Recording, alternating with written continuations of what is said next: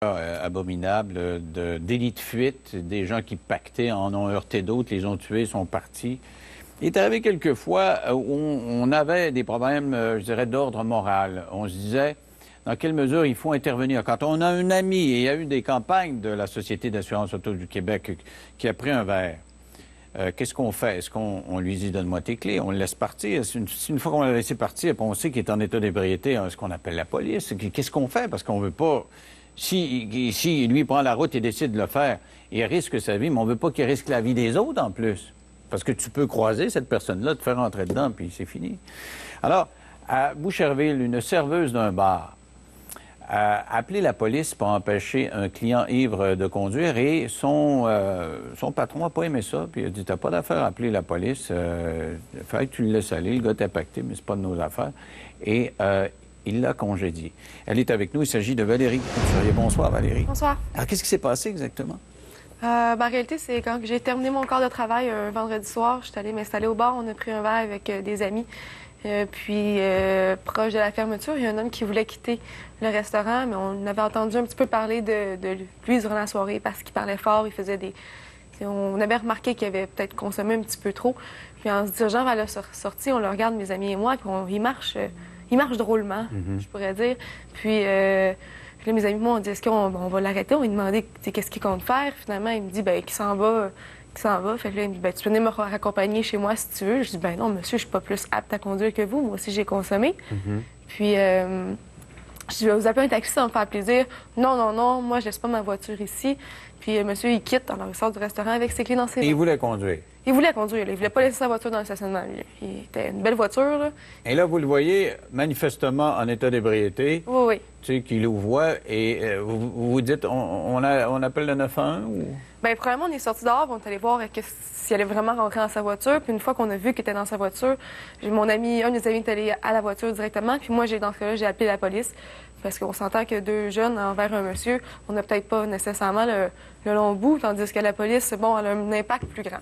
Je pense, c'est ce qu'on pensait cette soirée-là. Et les policiers sont arrivés rapidement ou il a eu le temps de partir? Pendant que le monsieur était dans sa voiture, moi, je parlais avec les policiers. Finalement, il y a une autre femme qui est sortie du restaurant, qui est venue aider. Ils ont ramassé son portefeuille, ses clés. Le monsieur a changé de place.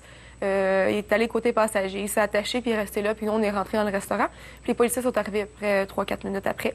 OK. Alors, on avait ses clés, son portefeuille dans le restaurant. Je suis allée dire que c'est moi qui ai appelé la police. Puis ensuite de ça, bien... Est-ce qu'il a eu donc... il n'a pas eu à souffler la balloune parce qu'il n'était pas dans la position du conducteur, là. À cause de votre intervention, il s'était assis à côté. Là. Bien, et moi, j'ai pas su qu'il a soufflé dans la balloune parce que c'est l'autre madame qui a réglé ça avec lui, qui a fini la conversation avec les policiers. Savez-vous s'il a été arrêté par les policiers? Non, je sais pas. Pas non plus. Non, mais d'après ce qu'on me dit, moi, quand la personne est quittée du restaurant, c'est que la personne, les policiers allaient le reconduire chez lui. C'est ce qu'on me dit. On voit le restaurant, c'est comment ça s'appelle? C'est le Chêne que j'ai vu? Le Chêne Blanc. Et c'est à Boucherville. Exactement. Donc, vous faites ça, vous considérez que vous faites votre devoir de bonne citoyenne et qu'est-ce qui se passe après? Une semaine après, entre-temps, j'ai travaillé. Une semaine après, je rentre travailler à 5 heures le vendredi suivant.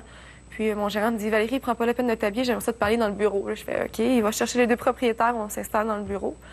Puis la conversation commence. C'est un des deux propriétaires qui me parle, qui me dit ce que tu as fait la semaine passée, bien, il me dit c'est inacceptable. Puis tu aurais dû faire appel au gérant avant. Il pourrait avoir pour notre réputation, c'est pas bon. Il pourrait avoir des poursuites suite à tes gestes. Alors moi, sur le coup, je me dis, il va me donner un avertissement, une façon d'agir pour la prochaine fois. Puis finalement, il répète une autre fois que c'est inacceptable. Là, dans ma tête, ça fait « Oh, non, ça va pas bien, mon affaire. » Puis finalement, il me dit qu'il n'y a pas d'autre choix que de me congédier. Alors, sur le coup, je suis un petit peu pleine d'émotions. Je sais pas, je suis comme « Oh, mon Dieu, qu'est-ce qui se passe? Je prends un petit temps pour me calmer, calmer mes larmes. Puis je m'en vais les voir. Je leur dis « C'est quoi, vous auriez aimé mieux que... » moi, qu'est-ce que j'aurais dû faire? Qu'est-ce que j'aurais dû faire? Mais c'est ça. J'aurais été mieux de le laisser partir puis que le gars, il tue quelqu'un au coin de votre restaurant. J'ai dit « Ça aurait été quoi votre réputation dans ce cas-là? » Fait que c'est là qu'il m'a répondu, ben il dit ça, c'est pas la même affaire en termes de réputation. Fait que là, j'étais comme. Fait que la conversation s'est un petit peu terminée là-dessus. Là. Alors. Je suis pas un avocat, mais l'histoire des poursuites, je saisis pas.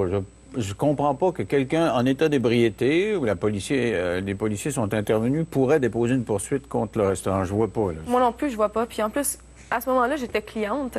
Alors moi, quand que les gens m'ont dit ça, j'aurais tout simplement dit, bien, vous avez juste à la poursuite, c'est contre moi, c'est contre Parce la que vous cliente. aviez fini de travailler. J'avais fini de travailler. OK. Ça faisait combien de temps que vous aviez fini de travailler, 1 heure? Ah, ça faisait au moins 3 heures. OK. Donc, vous étiez des chums. Toi, tu étais avec des chums après. Oui. Et les autres travaillaient aussi? Oui. OK, donc. Et les autres n'ont pas été congédiés? Bien, les autres, non. Les autres travaillaient pas. C'était des amis qui étaient venus me rejoindre. OK. Fait que j'avais comme, il y avait la barmaid qui était là, puis... mais il n'y avait pas, je pense, à ma souvenance, il n'y avait pas d'autres employés. Donc, tu as écrit ça sur Internet et ça a pris des proportions, vraiment. C'est comme ça que nous, on a été alertés, parce qu'il y avait beaucoup de gens qui recommandaient la lecture de ce que tu avais écrit sur Facebook. Pourquoi tu as écrit ça sur Facebook? Ben, en réalité, quand on a vu ce qui est arrivé, j'en ai parlé à des gens. Les gens m'ont appuyé par rapport à ce que j'ai fait, mais ils ne comprenaient pas vraiment ce qui est arrivé. Puis là, les gens me parlaient, mais ça pourrait se reproduire, des choses comme ça. Pourtant, tout le monde déplore, tout le monde parle. Ben oui, c'est du civisme. Ouais, c'est du civisme. Tu as pensé à ce gars-là, à son intérêt à lui, mais à mon intérêt, moi aussi, si je circule, à l'intérêt pour là. votre fille, pour vos enfants, pour n'importe qui. L'intérêt de tout le monde là-dedans, je pense que... Puis j'étais comme sur le coup, je savais pas trop quoi faire. Puis là, c'est là que les gens commençaient à me parler et à me suggérer des idées. Tu sais, Valérie, tu peux rendre ça public parce qu'aller en justice, ça va te coûter plus cher que qu'est-ce que tu vas avoir. Puis qu'est-ce que je veux là-dedans, m'arrêter à la fin, j'en suis venue à la conséquence que, à la réponse que qu'est-ce que je voulais, c'était que les choses changent. Je veux que des choses comme ça se reproduisent. Puis que les employés de restaurants puis de bars aient vraiment les coups d'effranche, ils savent quoi faire. Je veux pas que les clients non plus aient peur que les gens appellent la police, que les employés d'un restaurant quelconque appellent la police.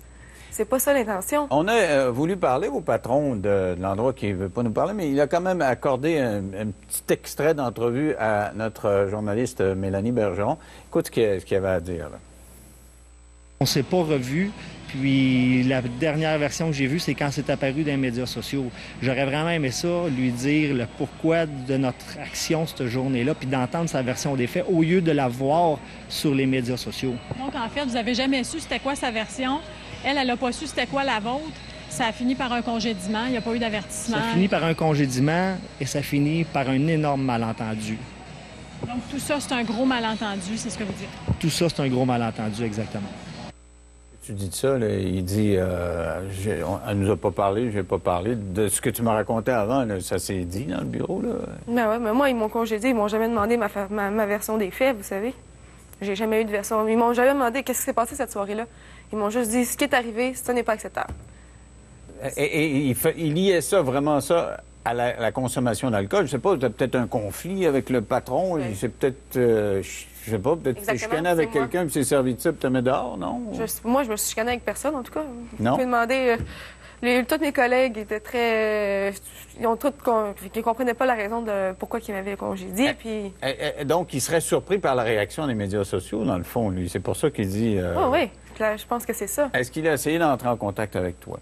Mais ils m'ont... Je sais que le soir où que j'ai publié la lettre sur Facebook, j'ai reçu un appel à la maison. C'est mon frère qui a répondu, qui m'a dit... et que je pense qu'il me dit, il y a quelqu'un qui a appelé, qu'ils t'ont demandé, ils ont dit que c'était personnel. Ils n'ont pas laissé le numéro de téléphone, ils n'ont pas laissé le nom.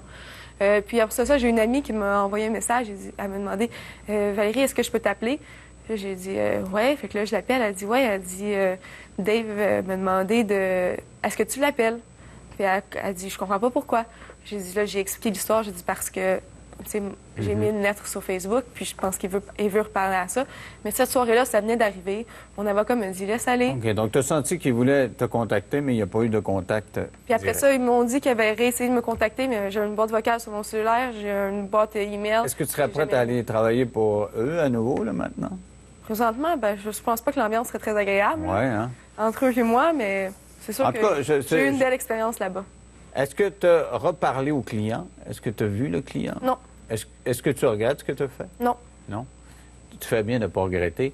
Et je pense que là, il faut faire un examen de conscience. Les propriétaires de restaurants, les propriétaires de bars, c'est une question de civisme, c'est une question de savoir-vivre et c'est une question de vie ou de mort. Parce que quelqu'un de pacté qui prend la route peut en tuer d'autres. Il peut se tuer, mais il peut tuer d'autres personnes. Peut-être vos enfants, peut-être votre tante. Et il me semble qu'après avoir tant fait de campagnes de sensibilisation, qui ne comprennent pas ça, c'est assez pas fort, merci. Merci d'avoir participé à l'émission. Restez là au retour.